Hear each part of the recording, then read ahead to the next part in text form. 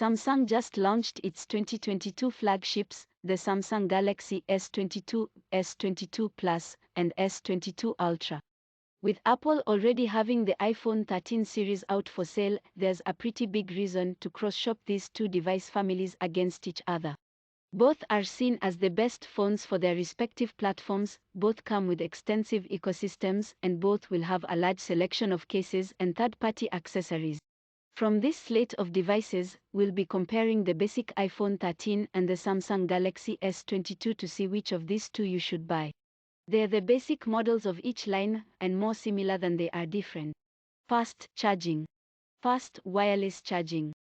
Samsung's phone designs have been killing it for a while now, and the S22 doesn't fail there. If you liked the design of the Galaxy S21, you'll love this even more. If you didn't like the S21, well, you might still like this phone. One of the biggest changes is the swapping of the S21's plastic back for a more conventional glass back on the S22. It's a nice design change that adds a bit more heft to the phone and makes it feel premium. Apple has kept the same broad design as the iPhone 12. There are small changes here, with a narrower notch and a slanted rear camera layout, but the squared-off edges and metal and glass sandwich design make a return. Display-wise, both devices sport Full HD OLED displays, meaning deep blacks and lots of contrast. These are excellent displays that would tie if not for one thing, the lack of a higher refresh rate on the iPhone. Apple has kept its iPhones locked to 60 Hz for a while, and while the iPhone 13 Pro and 13 Pro Max have 120 Hz variable refresh rate displays, the iPhone 13 does not. The Galaxy S22, on the other hand, matches the higher spec iPhones blow for blow in this regard. Both of these are built solidly, with Samsung covering the S22 with Gorilla Glass Victus Plus on the front and the rear, and its Super Armor aluminum on the side. The iPhone has Apple's ceramic shield glass with aluminum for the side. Both of these will be heavily resistant to scratches and drops, so you can feel comfortable getting either. Both of these phones are pretty fast and smooth. Samsung has either the Snapdragon 8 Gen 1 or the Exynos 2200, and Apple ships the iPhone 13 with its powerful A15 Bionic. The iPhone has generally outperformed its Android counterparts in benchmark software, but phones with the Snapdragon 8 Gen 1 have shown themselves to be no slouches either. You needn't worry too much about speed when it comes to either of these two. Battery-wise, however, the iPhone pulls ahead, and it isn't even close. The iPhone 13 series have been rated for excellent battery life that lasts for over a day, while Samsung has lowered the rated capacity of the S22's battery from the S21's capacity. It wasn't especially good at 3,800 mAh, and early reviews say to expect the S22's 3,700 mAh battery to be strictly mediocre. Samsung may charge a bit faster with its 25W charging speeds, but the iPhone will keep you away from the charger for quite a bit longer. Samsung's Galaxy S22 has 3 cameras, a 50-megapixel main camera, the 10MP camera for telephoto scenarios, and a 12MP main shooter for ultra-wide scenarios. The iPhone 13 comes with just 2 cameras, the wide and an ultra-wide. It's the same combination you'll find in phones like the Google Pixel 5a and Pixel 6, and has been used by Apple since the launch of the iPhone 11. While Samsung appears to have the edge looking strictly at the numbers, Apple has historically been more consistent with its camera performance than Samsung. Our test of the S22 Ultra shows it to be pretty close to the S21 Ultra. In other words, we can expect the less capable S22 to perform similarly to the S21 and in turn be outperformed by the iPhone 13. The cameras will still be good, and the S22's telephoto lens offers flexibility that can't be replaced, but Apple's reliability offers an undeniable edge in day-to-day usage. We'll have to wait for our full review of the S22 to give a definitive judgment, but it's fair to give it to the iPhone 13 for now.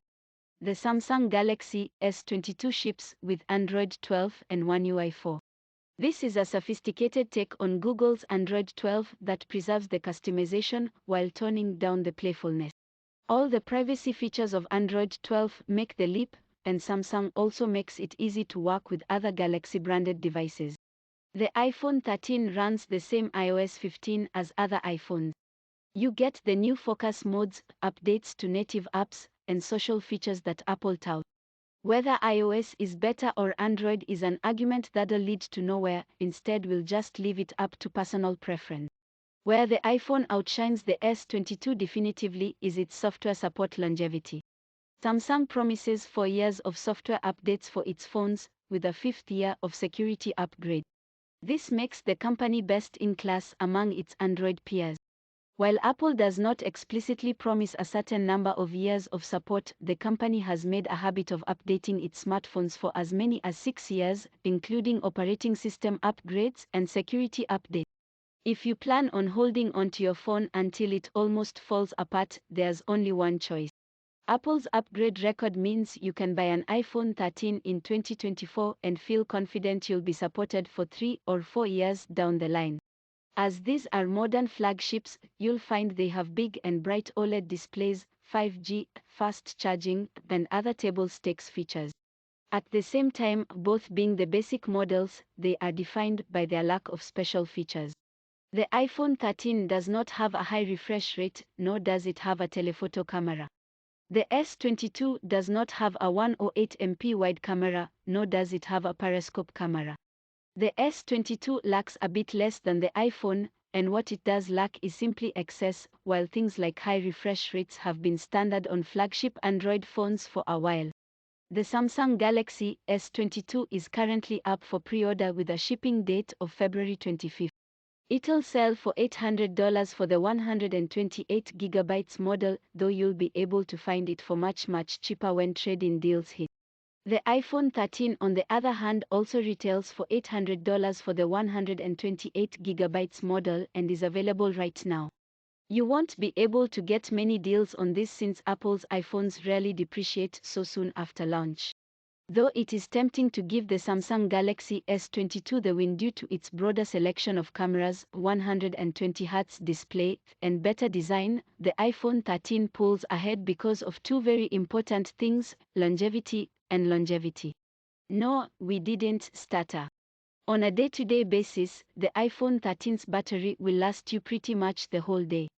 It's a feature that you won't know you needed until you have it, and Samsung's is underwhelming by all reports. At the same time, Apple's long-term support policies mean that you hold on to this phone for 4 or even 5 years, without missing a major software update. Neither option here is bad, and both are very good. But the iPhone is excellent in two things that just matter so very much.